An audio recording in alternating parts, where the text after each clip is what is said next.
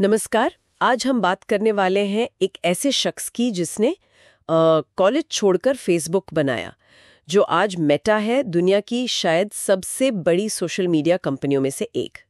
हमारे पास जो जानकारी है वो इस पूरे सफर को काफी गहराई से देखती है। हाँ, बिल्कुल। और आज हम खास तौर पर ये समझने की कोशिश करेंगे कि कैसे हार्वर्ड के एक हॉस्टल के कमरे से शुरू हुआ आइडिया वो पूरी दुनिया को जोड़ने वाली एक ताकत बन गया।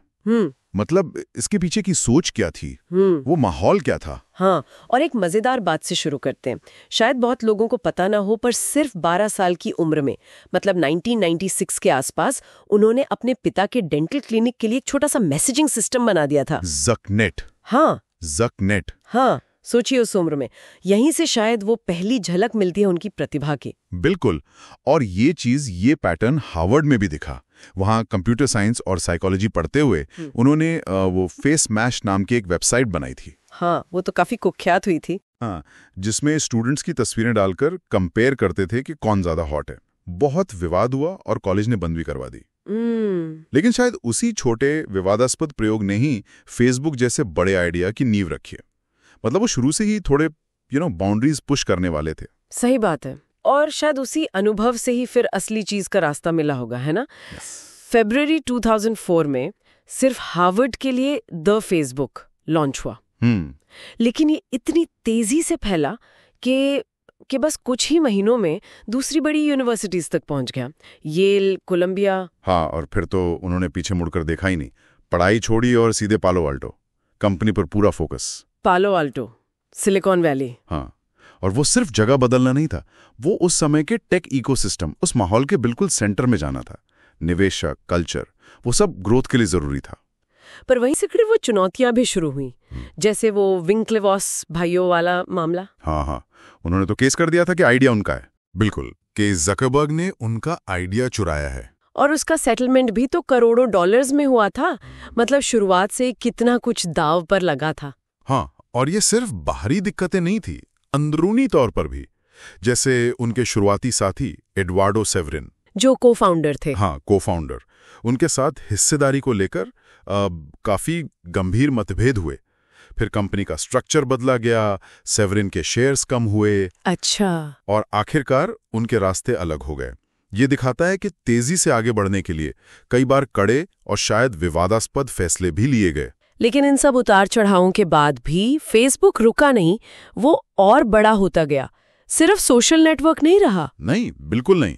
व्हाट्सएप, इंस्टाग्राम, फिर वो ऑक्यूलस वीआर कंपनी, इन सबको खरीदकर एक पूरा डिजिटल इकोसिस्टम खड़ा कर दिया। उनका वो मंत्र था ना, move fast and break things. तेजी से बढ़ो और भले ही कुछ चीजें टूटे। हाँ, और वो सिर्फ कहने की बात नहीं थी, वो सच में उनके काम करने का तरीका था। हमेशा आगे बढ़ते रहना। और फिर 2021 में नाम बदलकर मेटा कर देना। हाँ, मेटा। ये सिर्फ रीब्रांडिंग नहीं थी, ये एक बहुत बड़े विजन का संकेत था, मेटावर्स बनाने का। मतलब एक वर्चुअल दुनिया। हाँ, एक ऐसी वर्चुअल दुनिया जहां हम डिजिटल अवतारों में मिल सकें, काम कर सकें, खेल सकें। भविष्य के कनेक्शन का एक नया रूप। हालांकि ये एक बहुत बड़ा दाव है और इस पर अभी भी काफी बहस है कि ये कितना सफल होगा। सही। तो इस पूरी कहानी से क्या खास बातें निकलती हैं? पहली तो ये कि उम्र कोई बाधा नहीं है, पर सही माहौल और सही समय कितना जरूरी है। हार्वर्ड, सिलिकॉन वैली, इंटरनेट का वो दौर। बिल्कुल। और दूसरी बात शायद ये कि विवादों से सीखना तो है ही, पर शुरुआती दौर में वो जो जोखिम उठाने की क्षमता थी, वो कानूनी और नैतिक सीमाओं को परखने का रवैया था, वो भी उनकी तेज तरक्की का हिस्सा रहा है, भले ही विवादास्पद हो। हाँ, वो मूव फास्ट वाला नजरिया शायद इसी से जोड़ा था।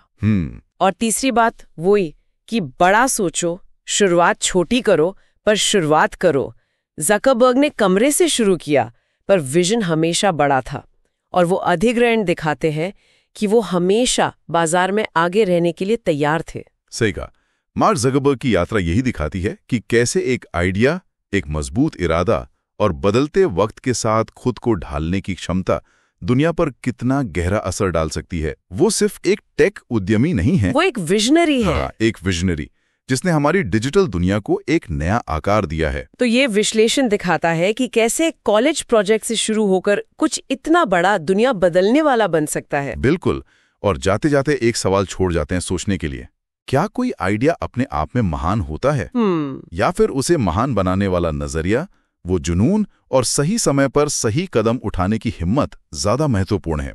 शायद हर आइडिया फेसबुक नहीं बन सकता, लेकिन हर कामयाब कहानी के पीछे वो सोच और वो जिद जरूर होती है।